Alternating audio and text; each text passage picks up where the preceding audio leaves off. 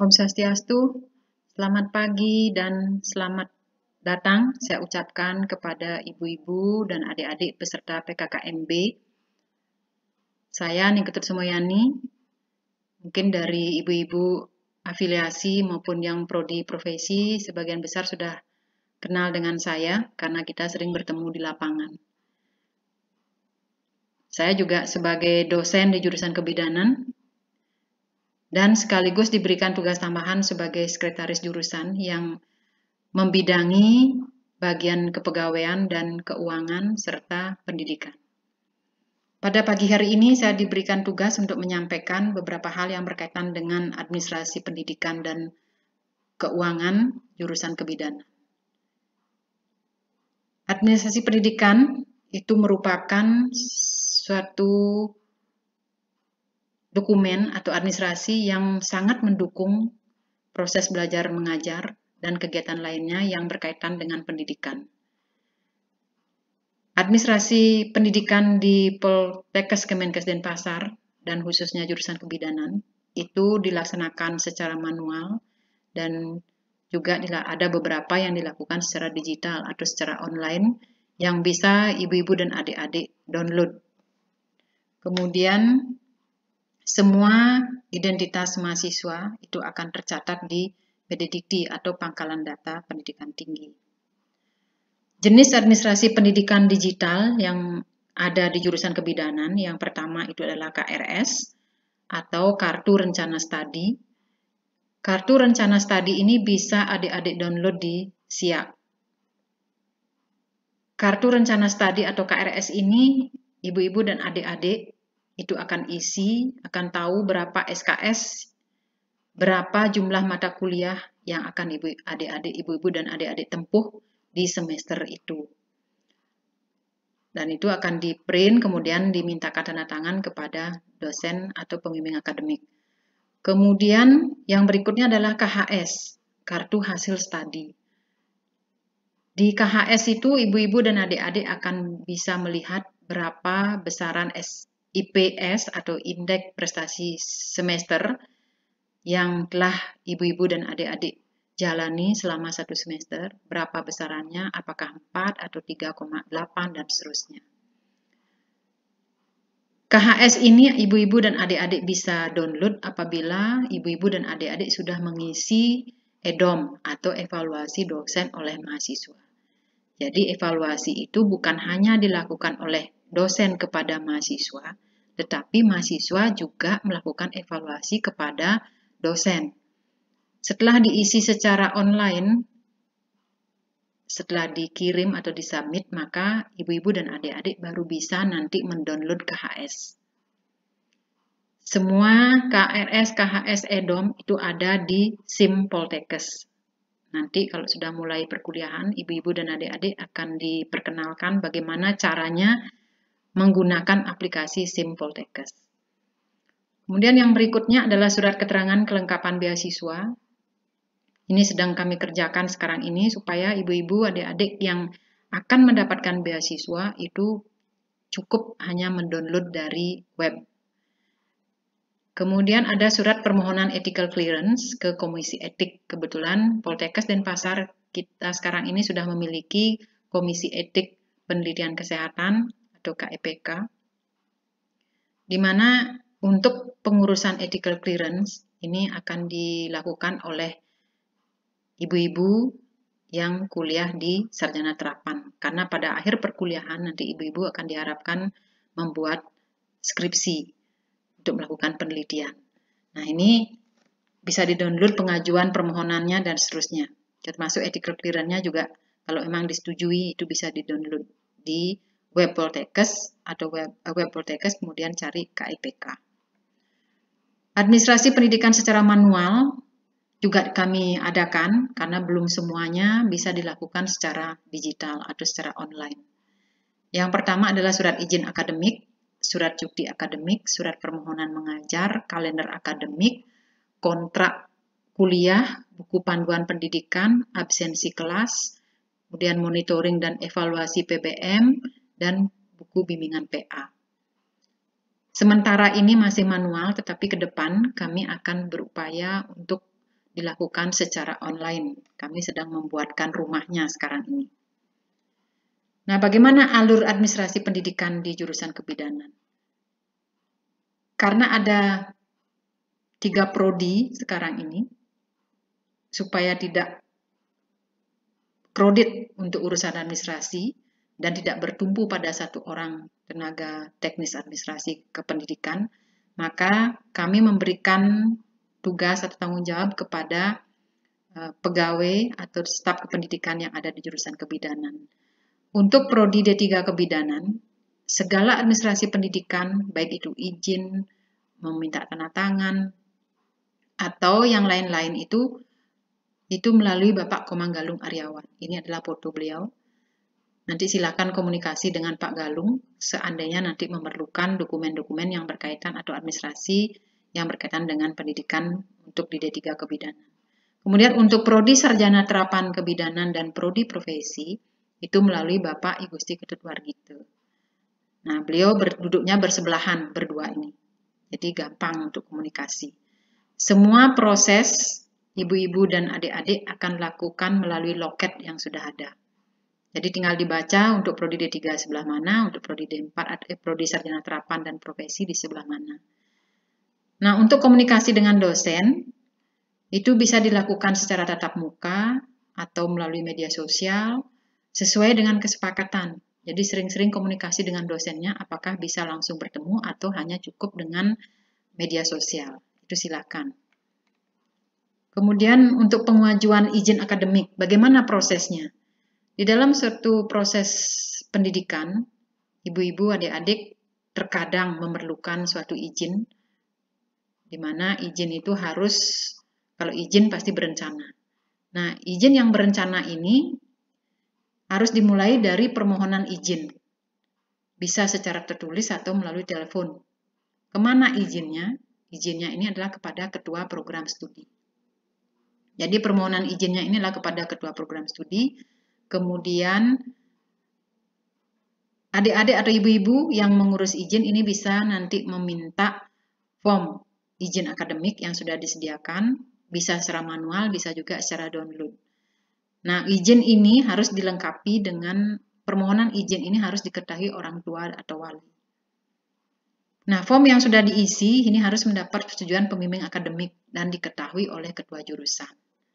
Membuatnya adalah rangkap 3 untuk form pengajuan ini.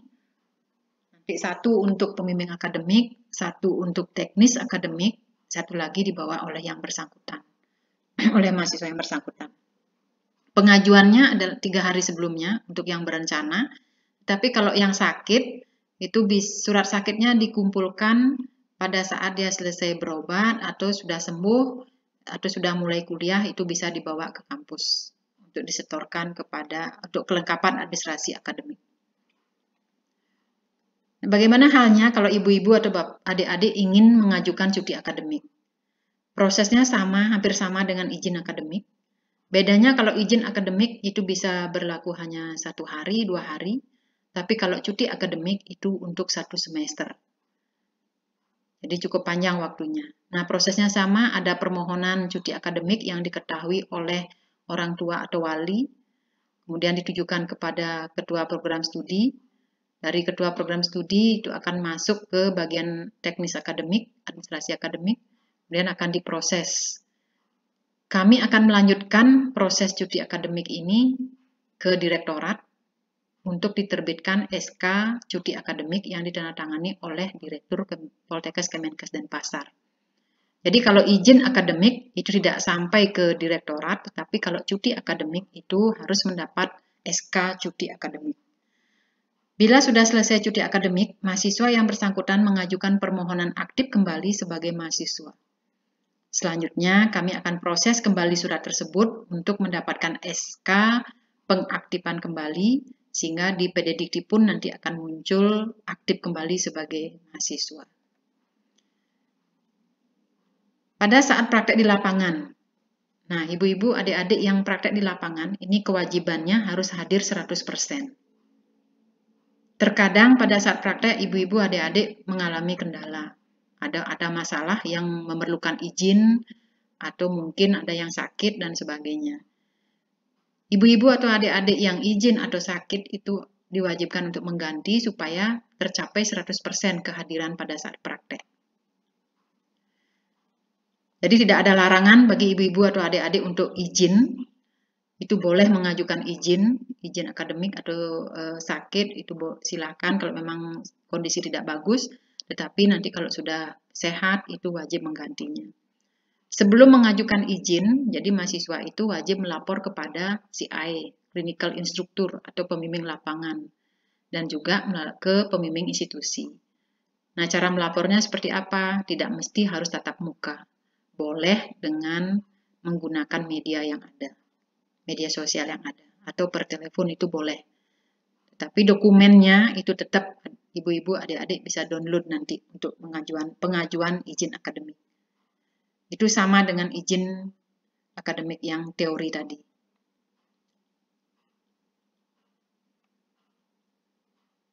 Nah, kalau tadi di praktek kewajibannya harus 100%, maka pada teori atau perkuliahan tatap muka atau teori itu masih diperbolehkan 75% kehadirannya. Jadi kalau ibu-ibu tidak hadir 1 kali itu tidak perlu mengganti sebenarnya. Tapi kalau ibu-ibu ingin mengganti supaya kehadirannya 100% itu dipersilahkan.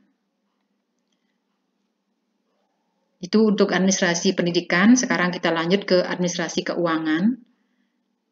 Salah satu penunjang lancarnya proses belajar mengajar ini adalah sektor keuangan.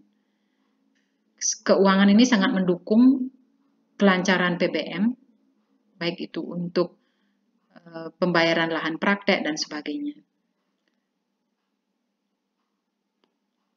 Keuangan ini harus didukung dengan administrasi yang jelas dan transparan. Nah, setiap mahasiswa ini diwajibkan untuk membayar SPP sesuai ketentuan.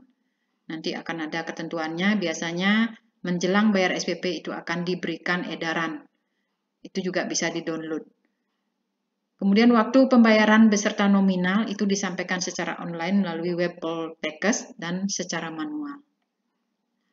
Nah, bagi mahasiswa yang berasal dari keluarga kurang mampu, kami juga menyediakan beasiswa Gakin namanya. Nah, bagaimana caranya mendapatkan beasiswa Gakin? Tentu harus memenuhi persyaratan. Salah satunya nanti akan dilakukan survei ke lapangan, ke rumah mahasiswa yang bersangkutan, untuk memastikan bahwa mahasiswa tersebut memang berasal dari keluarga kurang mampu. Kalau memang sudah memenuhi syarat, maka mahasiswa tersebut bisa diajukan untuk mendapatkan beasiswa Gakin.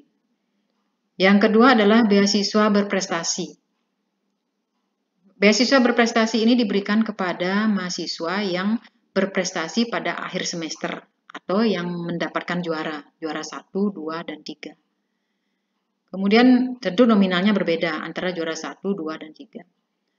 Bagi mahasiswa yang berasal dari Kabupaten Jemberane, nah ini khusus untuk Kabupaten Jemberane, Pemda Jemberane ini menyiapkan beasiswa pendidikan bagi masyarakat Jemberane yang sedang mengikuti perkuliahan. Besarannya tentu sesuai dengan kemampuan dari Pemda Jemberane sendiri, dan mahasiswa yang boleh mendapatkan beasiswa tentu ada ketentuan-ketentuan yang harus diikuti yang berlaku di Pemda Jemberane. Sedangkan di kabupaten lain ini belum ada beasiswa pendidikan untuk masyarakatnya.